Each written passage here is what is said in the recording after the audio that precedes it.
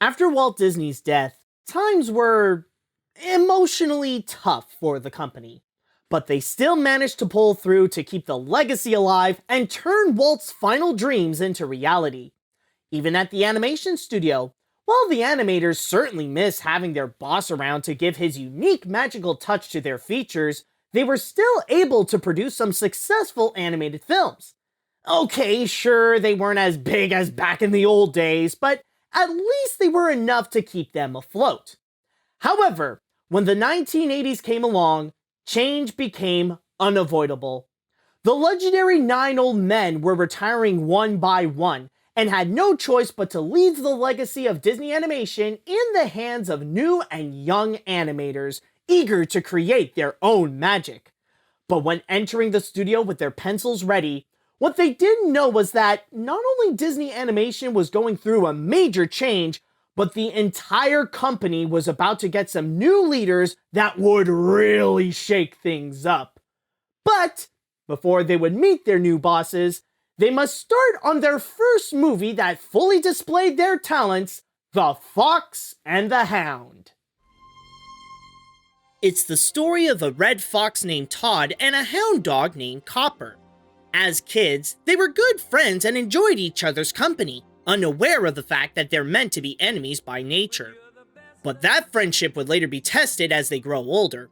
Now when the two reunite and have no choice but to fight, the true battle is not between the fox and the hound, but rather their childhood friendship against their natural survival and hunting instincts. The project all began before the new team took over, when Wolfgang Reitherman was inspired to create a film adaptation of the 1967 novel of the same name, and in the summer of 1977, he started production as director alongside animator Art Stevens to help him out. However, right at the start, the two were going along as well as how a real fox and hound would interact. Wooly and Art continuously butted heads and battled over certain scenes, with the latter having the advantage with the support of the animators and then Disney president and Walt's son-in-law, Ron Miller. But Reitherman still persisted and tried as much as he can to stay in charge since he can't fully trust the new artists. One example of a production battle was regarding a change from the source material, since a lot of the dark tones from the book had to be altered to make it more suitable for a family-friendly Disney flick. Originally, Chief, Copper's hunting mentor, was supposed to die when he got hit by the train. But Stevens softened the moment by having Chief survive the hit and just come out with a broken leg. While the animators were massively upset because keeping him alive would take away the impact and legitimate motivation for Copper to be against Todd, the change remained intact in the final picture. Another argument was when Wooly wanted a comical musical number called Scooby Dooby Dooby Doo Let Your Body Turn to Goo, sung by two cranes voiced by Charo and Phil Harris, again, meant to liven up the second act. While similarly hated by the crew and Charo already recorded her part for the film, the number, along with the cranes, ended up getting cut out. When it was time for casting, the crew already had a good idea of who they wanted, including Pearl Bailey as Big Mama and Jack Albertson as Amos Slade in their final film roles. However, there were a few backup plans that they had to work with, including Jeanette Nolan replacing Helen Hayes as Widow Tweed, and Kurt Russell taking on the role of adult Copper when Jackie Cooper was asking for too much money. This would mark as the last time any of the 9 old men directly worked on a Disney animated film. Reitherman inevitably quit as director, but did receive producing credits, and his position was later taken by Richard Rich and Ted Berman, while Frank Thomas and Ollie Johnston contributed to the animation until about the end of 1978. As the old masters were out, the new animators stepped in to fully take over the studio. While some were already working at Disney since the 1970s on projects like The Rescuers and Pete's Dragon, this was their first time that they were in charge of an animated feature without the help of their old mentors. Among them, which will include some surprisingly familiar names, include Glenn Keane, Ron Clements, John Musker, Mark Dindal, Mike Gabriel, Chris Buck, Brad Bird, Henry Selick, and Tim Burton. But there is one other animator on this list who did work on the feature. However, his contribution was a lot more disruptive than helpful, and that was Don Bluth. He began working at Disney on Sleeping Beauty for a couple of years and came back in the early 1970s to quickly rise up the ranks to become an animation director on The Rescuers and Pete's Dragon, and the director of the 1978 animated short The Small One. While working on The Fox and the Hound, Bluth became disillusioned with the company and felt that the movies they were making at the time were no longer on the same level as the ones from Walt's days. So on his 42nd birthday on September 13th, 1979, Don and a handful of animators who looked up to him, including Gary Goldman and John Pomeroy, quit Disney in pursuit to create their own animation studio. This was a serious backstab to the production. Not only Ron Miller had to quickly find new animators to fill the gap, but the release date was delayed from Christmas 1980 to July 10th, 1981. When the movie was finally finished and released in theaters, the critics thought that it was good and loved the animation, voice acting, and commentary on prejudice, but felt that it wasn't on par with the classics due to the story playing too safe. However, the box office treated the feature a lot better by earning almost $40 million domestically, and with the addition of its re-release in 1988, the film collected a grand total of $63.5 million. Following its release, the characters appeared in a few comic strip spin-offs, and the two friends returned at the end of 2006 for the direct-to-video sequel, The Fox and the Hound 2, where during their childhood, their friendship was put to the test when Copper decided to possibly leave Todd to join a band. What? While the movie tells the story of two friends who should be natural enemies, it also represents a moment in Disney history when the old masters have to pass the baton onto the new generation of animators, which can be perfectly symbolized by the old chief inevitably passing on his top position onto the young Copper. As time moves on and people grow older to find themselves in a new position in life, just like the animals in the movie, The Fox and the Hound was both the end of an era and the beginning of a new one.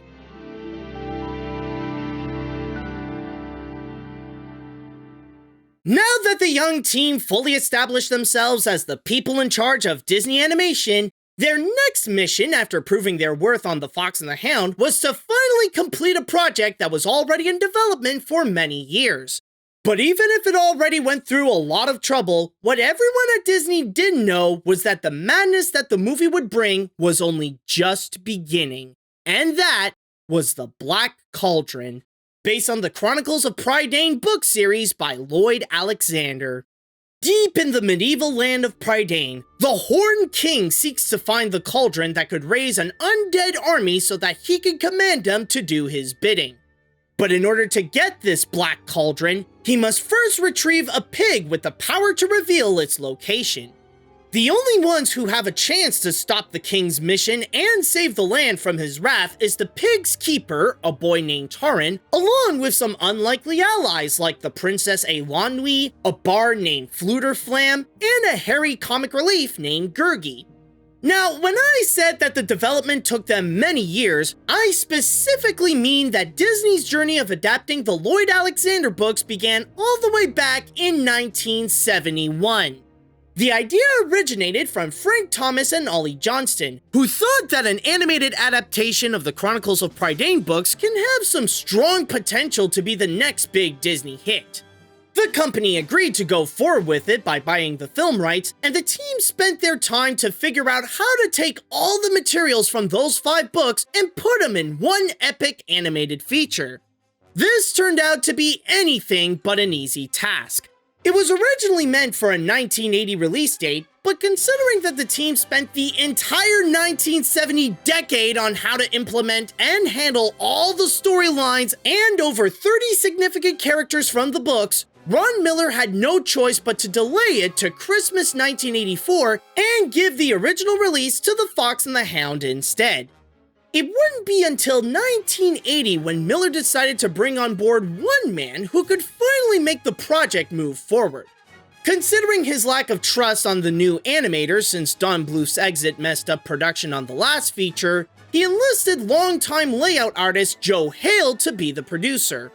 Once he got the job, he finally got traction going and made a lot of significant changes in order to have the movie actually come to life. It did come with some sacrifices though, including discarding Tim Burton's character concepts and kicking out story artists Ron Clements and John Musker for creative differences, but it did bring in the Fox and the Hound directors Ted Berman and Richard Rich to reprise their jobs once that movie was over.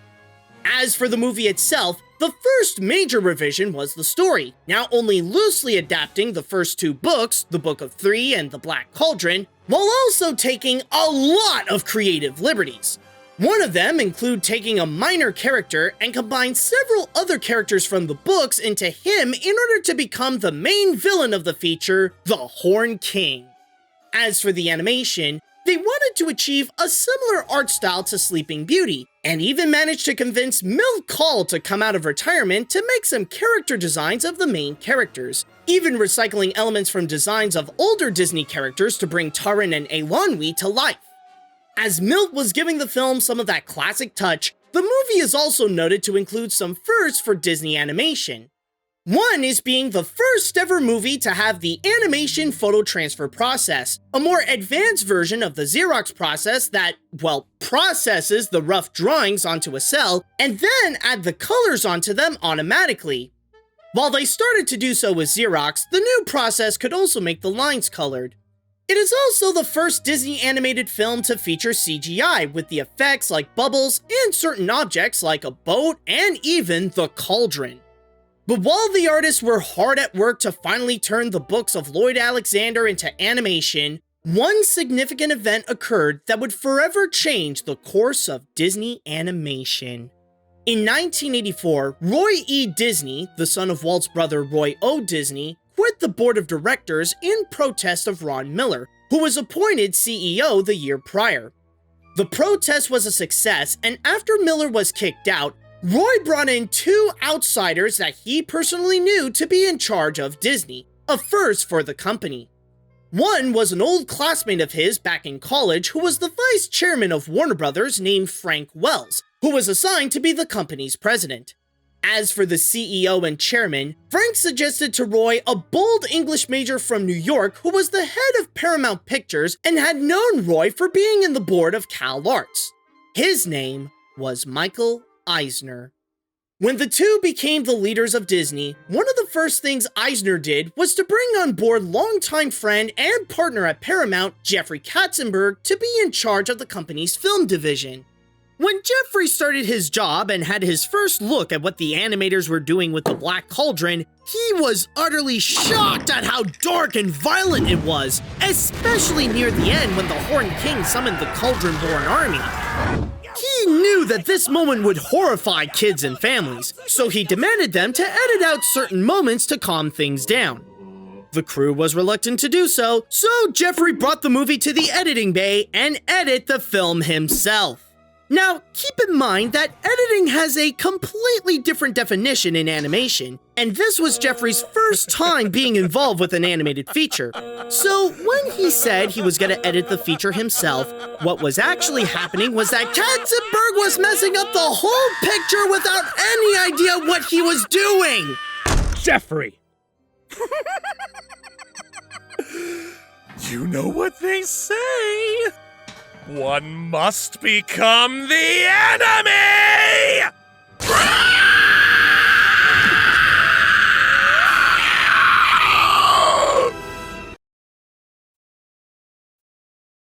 Come on now, let's be mature about this. Luckily, he did stop and asked them to just modify some scenes so that they can properly take out the more gratuitous parts.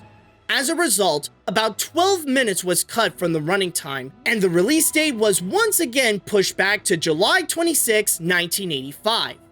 After 14 years in development, the feature was finally ready to be released in theaters as Disney's first 70mm animated film since Sleeping Beauty, their first PG animated film, and their most expensive animated film at the time with a $44 million budget.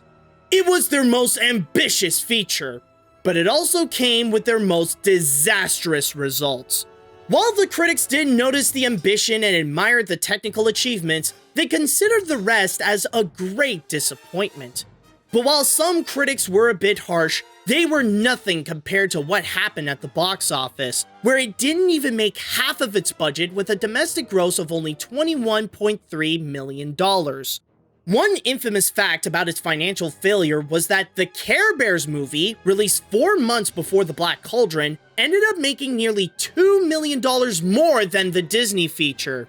And considering that a dark Disney epic that was also their most expensive animated feature yet did worse than a cutesy commercialized movie meant to sell toys based on greeting card characters at a budget of just $2 to $4 million, this has often been considered to be Disney Animation's lowest point.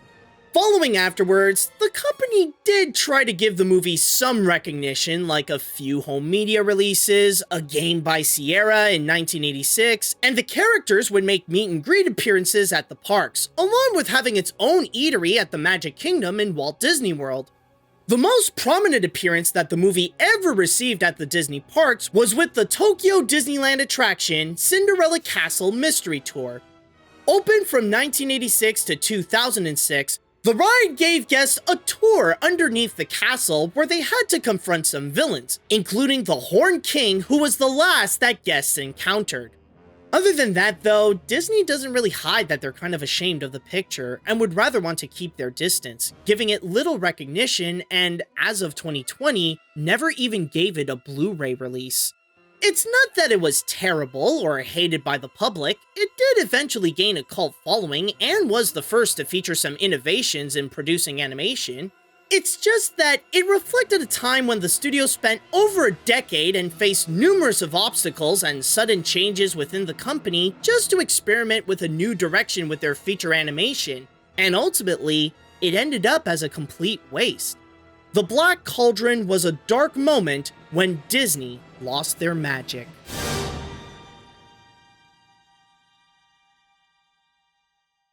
But did that mean that this was the end of Disney animation? Actually, almost. After the Black Cauldron bombed, Eisner considered the option of just shutting down the animation division entirely, especially when Disney's other assets like live-action productions, theme parks, and television were doing much better. Luckily, Roy convinced him not to, and Michael instead just gave the animation team a downgrade and some help. While Roy brought in Peter Schneider to be Senior Vice President of Disney Animation and give the team some motivation, the animators had to move from their old building in Burbank to a small decrepit facility in Glendale.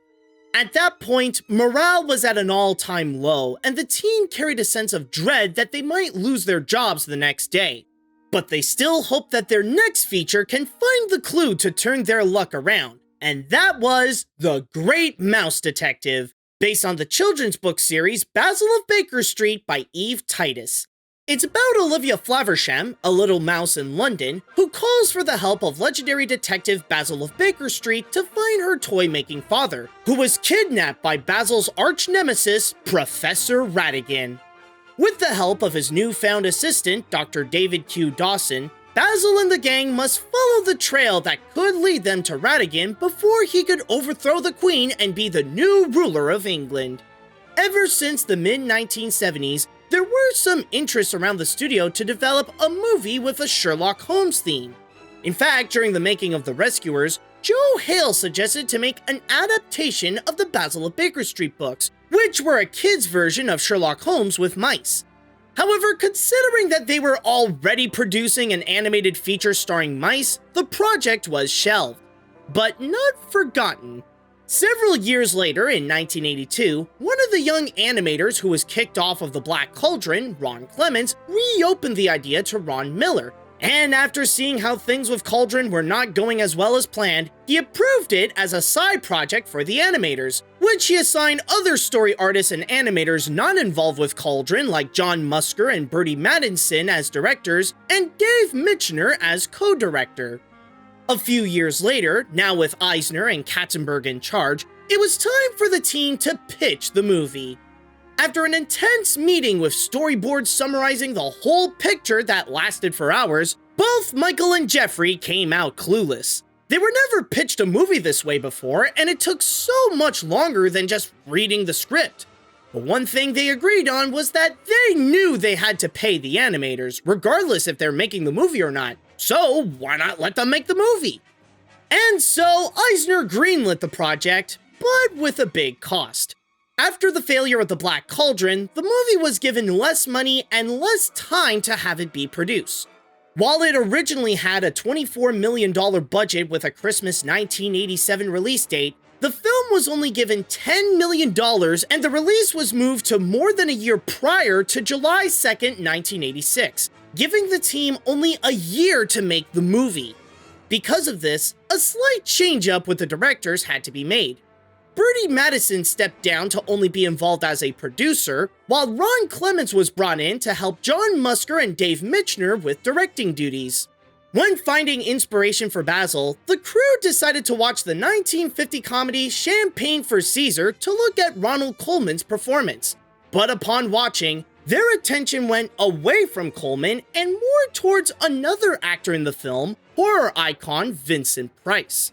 While not suited for the part of the Baker Street detective, the animators knew he would be perfect to play the villainous role of Ratigan, and when offered, Price was more than happy to take the part.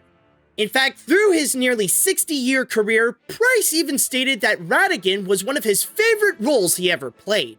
Since Basil himself was named after the actor that played Sherlock Holmes during the 1930s and 1940s on film and radio, Basil Rathbone, Rathbone himself has a voice cameo in the feature. Sure, he died nearly 2 decades before the movie was released, but a clip from the 1966 radio play of the Holmes story The Red-Headed League can be heard when Basil and the gang first sneak into Sherlock's home.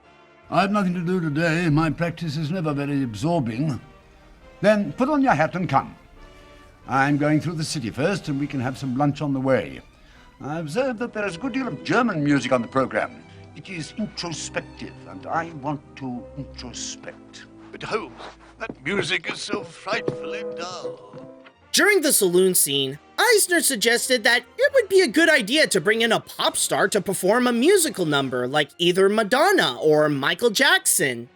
The animators were not comfortable with the plan, but eventually settled on having Melissa Manchester to write and perform the song Let Me Be Good to You. For the final battle on the clock of the Elizabeth Tower, the animators decided to make a stronger use of computers, where it would put Basil, Olivia, and Ratigan in the clockworks of the tower that is made entirely out of CGI, with cinematography where the camera turns all around as Basil confronts the wrath of Ratigan. This was achieved by creating the background with all the gears with wireframe graphics, which then each frame of the shot got printed so that the animators can draw the characters in the right angle. Originally, the title was supposed to be the same as the books it's based on as Basil of Baker Street, but due to the financial disappointment of 1985's Young Sherlock Holmes, the marketing team decided to change it to The Great Mouse Detective. The animators thought the new name was just so unappealingly generic, but don't have the power to influence the higher-ups. So, in retaliation, one artist decided to make a fake memo that stated, inspired by The Great Mouse Detective, all of Disney's animated films will now have a new name. These include Seven Little Men Help a Girl, The Wonderful Elephant Who Could Really Fly, The Girl with the See-Through Shoes, Two Dogs Fall in Love, Puppies Taken Away, Two Mice Save a Girl, The Evil Bonehead, and of course, Robin Hood. With animals. While the memo was passed off as a joke, it did end up becoming a category in one episode of Jeopardy! In other words, came about as the result of a big foofara that occurred at the Disney studios last year when the employees staged a minor revolt when they changed the title of Basil of Baker Street to The Great Mouse Detective. When Disney put out their latest animated film since embarrassing themselves the year prior, the result was already a massive improvement. It received great reviews from critics where they praised that it had been years since Disney was this good, and even Roger Ebert stated that it looks more fully animated than anything in some 30 years. But better yet, it was proven to be the box office hit they needed after The Black Cauldron, earning $38.7 million domestically and a worldwide total of $50 million. finally putting Disney back at the top of the animation game. If it weren't for another animator. During the 1980s, Steven Spielberg began to take interest in developing his own animated features, and during the same year as Detective, his company, Amblin Entertainment, released An American Tail, which grossed much more than Detective with $47 million domestically and a worldwide total of $87 million. But what really caught Disney's attention was the fact that the movie itself was made not by Spielberg, but by their former colleague, Don Bluth. This was their wake-up call that animation now has some serious competition. But regardless of how it compared to other animated films starring mice, The Great Mouse Detective on its own succeeded to pick the animation studio back up after suffering from a crushing defeat. And the best part is that it proved to the bosses like Michael Eisner that the animation division was worth keeping, thus securing the animators to know that their jobs were safe. Basil is often regarded as the Great Mouse Detective for always getting the job done, but his greatest accomplishment was solving the case on how to save Disney animation. Now that the company decided to keep the animators, the heads like Roy, Katzenberg, and Schneider all got together with a new plan to grow the studio and make it bigger and better. They decided to hire more people in order to release the animated features more frequently. In the past, they usually came out with a new movie once every 2 to 4 years, but now they want to release a new animated film annually. So with more people and more animated films that are going to be distributed, it was time to take their new ideas and put them to good use. Not long before, Michael and Jeffrey set up what was referred to as a gong show, where anybody at the studio can go and pitch their ideas in the hopes that they could potentially be turned into the next Disney animated film. Some of the ideas that got approved include a Rescuer sequel set in Australia, their own adaptation of Beauty and the Beast, The Prince and the Pauper featuring Mickey Mouse, and a single picture presenting a possible Pocahontas movie. But the first of these that was turned into a movie and start the new yearly tradition was a modern animated take on Charles Dickens' Oliver Twist named Oliver and Company. It's the story of an orphan kitten named Oliver who meets a cool mutt named Dodger that shows him how to live free in the streets of Manhattan and later joins his gang of dogs, owned by a down-on-his-luck thief with a heart of gold named Fagin. Suddenly, Oliver's luck got a major boost when he got adopted by a rich girl named Jenny. But with the loan shark Sykes around that Fagin owes money, Oliver shouldn't get too comfortable when Sykes is looming over his friends and Jenny to use them for profit.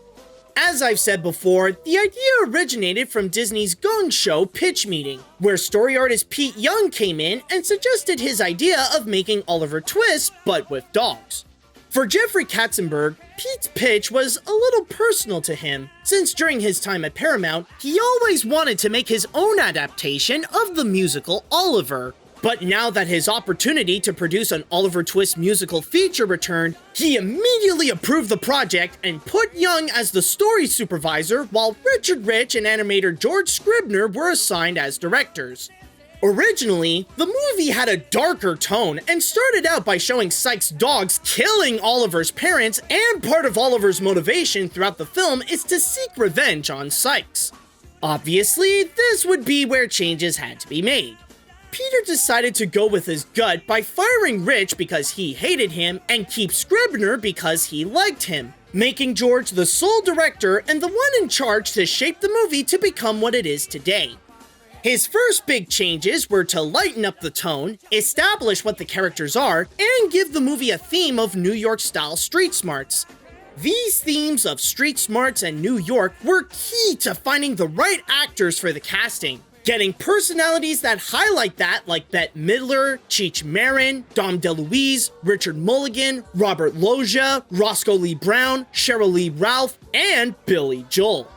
Also, since Billy Joel and Bette Midler are also prominent singers, the movie also got other pop musicians of their time to contribute to the songs like Barry Manilow and Huey Lewis.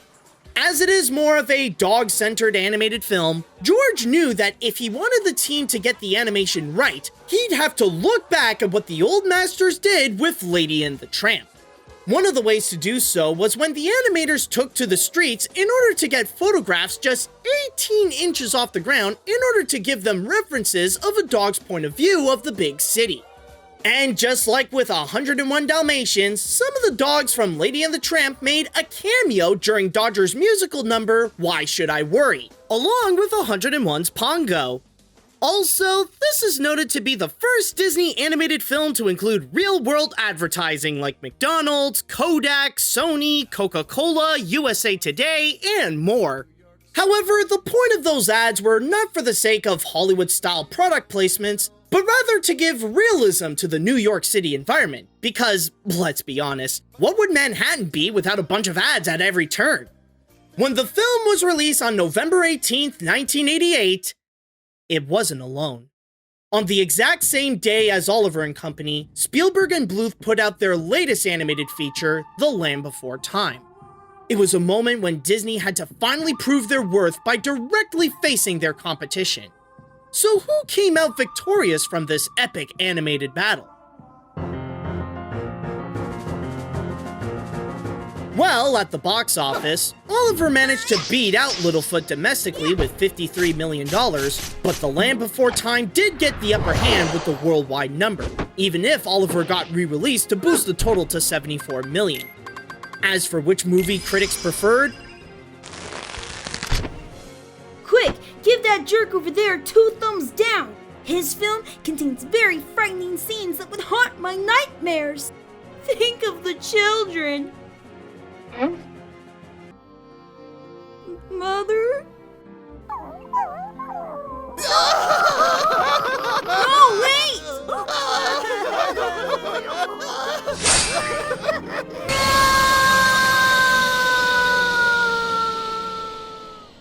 there was no contest.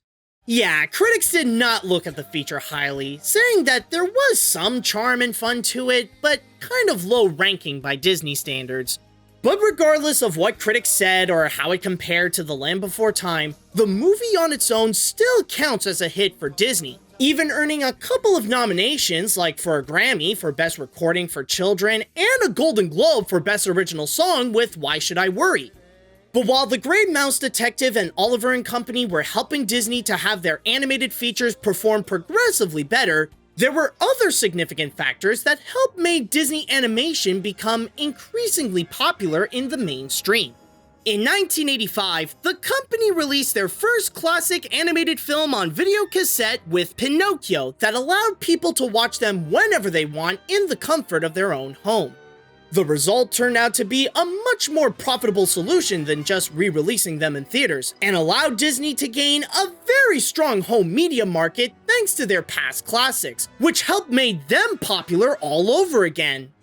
Also, during the same year as Oliver, another movie was released that was a collaboration between Disney and Steven Spielberg called Who Framed Roger Rabbit, which went on to become a legendary success thanks to its innovative technique of seamlessly blending animation with live action done by Richard Williams with the help of the Disney animators. Almost everything was in place for Disney to make their biggest comeback. All they needed was just one movie to truly find their voice.